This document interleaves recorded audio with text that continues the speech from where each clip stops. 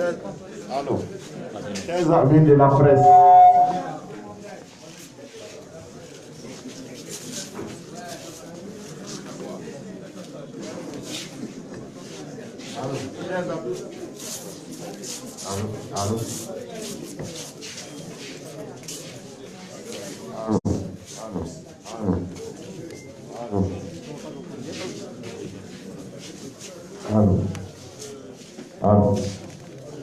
chers amis de la presse, camarades militantes, camarades militants du Front populaire ivoirien, nous sommes réunis ce matin à l'invitation du président Aboudraman Sangaré, qui va donc animer dans quelques instants un point de presse qui porte sur une situation d'actualité, à savoir les élections municipales et régionales programmées par le pouvoir Ouattara pour le 13 octobre prochain.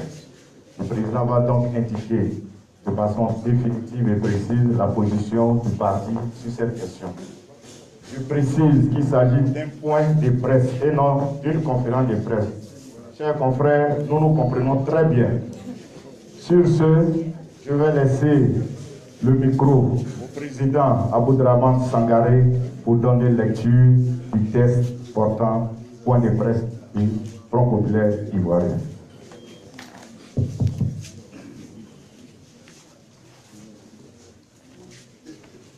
Merci. Merci à mesdames et messieurs les journalistes. Merci pour votre disponibilité. Vous avez pu vous faire le déplacement dans ce lieu chargé d'histoire pour porter le message du Front populaire ivoirien. Merci. Merci à la première dame qui a raison d'un calendrier très chargé, est venue saluer la presse pour montrer à la presse dans tout l'intérêt qu'elle porte à cet instrument de travail aux journalistes. Merci au président du comité de contrôle. Merci au gouverneur d'Akouri, Philippe Paris Tablé, d'Akouri Tablé, Philippe Paris. Merci aux militantes et aux militants. Vous êtes là pendant les grands moments du RPI. Et nous sommes dans un grand moment du RPI. Je veux être la Côte d'Ivoire, je vous remercie. Le point de presse du Front populaire ivoirien sur les élections locales du 13 octobre 2018. Le 6 août 2018, dans son adresse à la nation, à l'occasion de la fête de l'indépendance de notre pays, le chef de l'État, M. Alassane Ouattara, déclarait ceci, et je le cite: comme le recommande notamment la Cour africaine des droits de l'homme et des peuples, j'ai instruit le gouvernement à l'effet de réexaminer la composition de la Commission électorale indépendante CEI. Je souhaite en effet que les prochaines élections soient inclusives et sans violence. Fin de citation. Mais le 5 septembre 2018, soit un mois plus tard, de retour d'un voyage en Chine, il revenait sur cet engagement pris devant la nation et devant la communauté internationale en ces termes. Je le cite: la réforme de la Commission électorale indépendante ne concerne que l'élection présidentielle de 2020. Il n'y aura donc pas de report des élections locales du 13 octobre prochain. Fin de citation. Sur ce reniement public de la parole donnée, qui n'honore nullement le chef de l'État et son gouvernement, et qui humilie la Côte d'Ivoire, le pays s'est déjà abondamment prononcé en dénonçant ce recul inacceptable, cette volte-face inadmissible qui conduit à nouveau la Côte d'Ivoire vers un horizon d'incertitude et de crispation. Le pays qui s'est toujours réclamé un parti d'élection et qui a affiché son ambition ne passe pas à tous les scrutins, exprime à nouveau sa déception et son indignation face à cette volonté du chef de l'État. D'autant que M. Ouattara avait fini par reconnaître avec l'opposition ivoirienne, la société civile, l'ONU, la Cour africaine des droits de l'homme et des peuples, le caractère illégal et illégitime de l'actuelle commission électorale indépendante. Et pourtant, le chef de l'État persiste à maintenir en l'état cette CEI disqualifiée depuis le 17 novembre 2017, date d'échéance du délai de 12 mois imparti à l'État de Côte d'Ivoire pour s'exécuter. Le pays a appelé le chef de l'État à se ressaisir en reportant les élections du 13 octobre 2018 et à ouvrir sans attendre des discussions avec l'ensemble de la classe politique sur la réforme de notre système électoral. En vain. Une fois de plus, notre appel est resté sans réponse, puis une fin de non-recevoir lui a été opposée avec mépris et arrogance. Ainsi, le choix de voler la victoire électorale, le choix de patauger dans la fange de l'illégalité, pour que cela rapporte des sièges électifs, a été malheureusement opéré par le pouvoir depuis 2011, au détriment du choix de la raison, du choix de la légitimité démocratique, du choix de la Côte d'Ivoire qui doit renouer avec la dignité d'un État respectueux de ses engagements internationaux.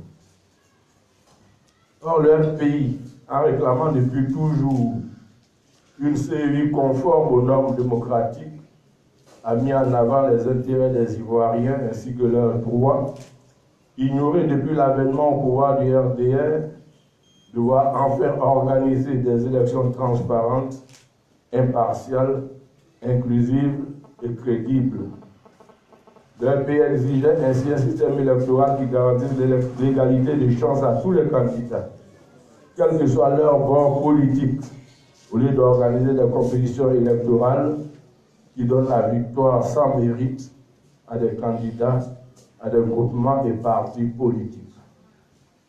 Face à cette option d'exclusion prise par le pouvoir actuel, le pays est triste pour la Côte d'Ivoire qui mérite mieux et prend à témoin l'ensemble des Ivoiriens ainsi que la communauté internationale la volonté clairement affichée de M. Alassane Ouattara de confisquer le pouvoir au profit de son parti, le Rassemblement des Républicains, par tous les moyens, notamment la violence, le mensonge et la duplicité.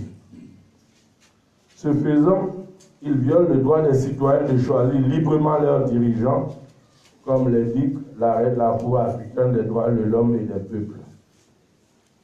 Placé dans la situation où le chef de l'État veut recruter des complices de son forfait, qui consiste à refuser d'appliquer l'arrêt de la Cour africaine en lui faisant injonction de réformer la commission électorale indépendante en vue de la rendre impartiale et transparente, le pays ne tombera pas dans ce piège grossier.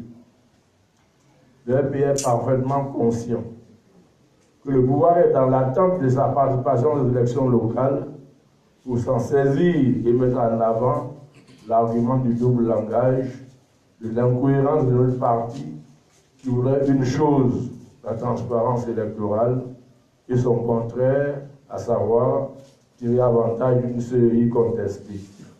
En d'autres termes, si le pays participe à ces élections locales, c'est que la CEI n'est pas si impartiale qu'il veut le faire croire et qu'elle n'a pas besoin d'être profondément réformée.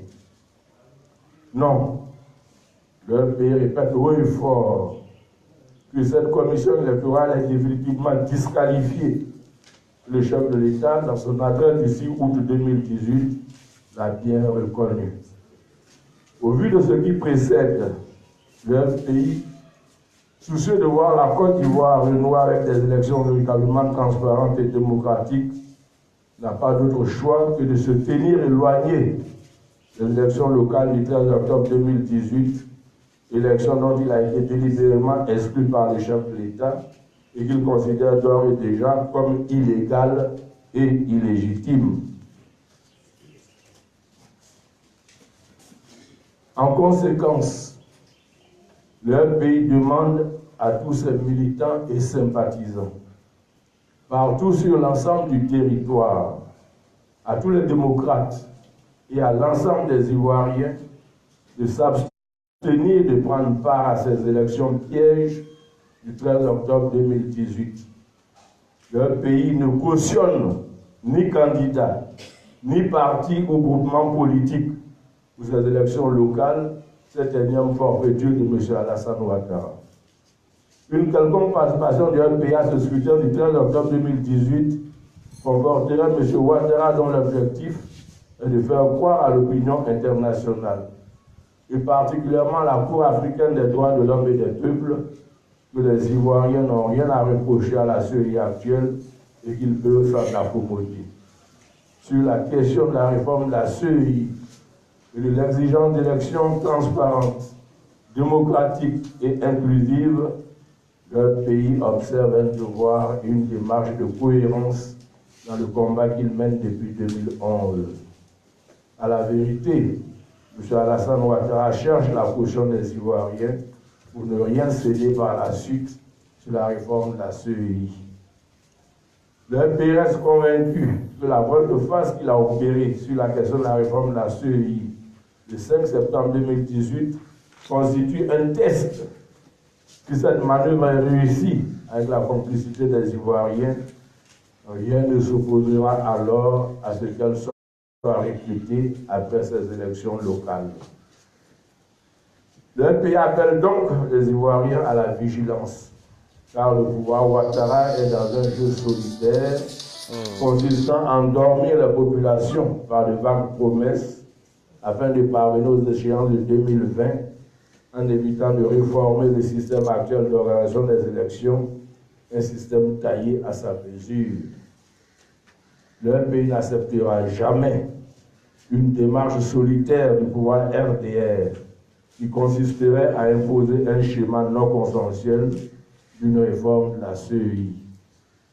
Le pays ne reconnaîtra pas les résultats des élections locales du 13 octobre et invite les Ivoiriens à ne pas reconnaître ces résultats.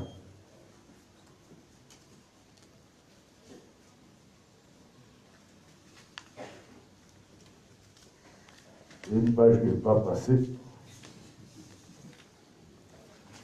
Il réaffirme sa ferme détermination à mener maintenant et demain le combat de la transparence électorale qui passe par une CEI réformée de façon consensuelle, un découpage électoral équitable et consensuel, un fichier électoral assaini dans un cadre consensuel et un environnement électoral sécurisé. À cet effet, le Front populaire ivoirien réitère l'appel solennel au rassemblement qu'il a lancé le 28 août 2018 en direction du peuple de Côte d'Ivoire dans toute sa diversité, à l'ensemble des forces sociales et politiques, afin d'obtenir l'ouverture sans délai des discussions pour la mise en place d'une nouvelle CEI consensuelle préalablement à l'organisation de tout nouveau scrutin. Le pays invite tous ses militants, les démocrates, les organisations de la société civile, tous les partis politiques et tous les Ivoiriens, soucieux de voir enfin la CEI organiser dans notre pays des élections véritablement transparentes, démocratiques et inclusives, à nous rejoindre dans ce combat pour la libération des élections confisquées depuis 2011 par le pouvoir RDR, ce qui permettra à terme d'obtenir des réformes véritablement consensuelles, la restauration de la démocratie et la normalisation de la vie publique à l'issue d'un véritable processus de réconciliation nationale. Plus que jamais, l'heure du rassemblement autour de la Côte d'Ivoire a sonné. Notre pays nous y appelle instamment. Fait à Abidjan le 10 octobre 2018, pour le Front populaire ivoirien, le président par intérim, Abdourahmane Sangaré, je vous remercie.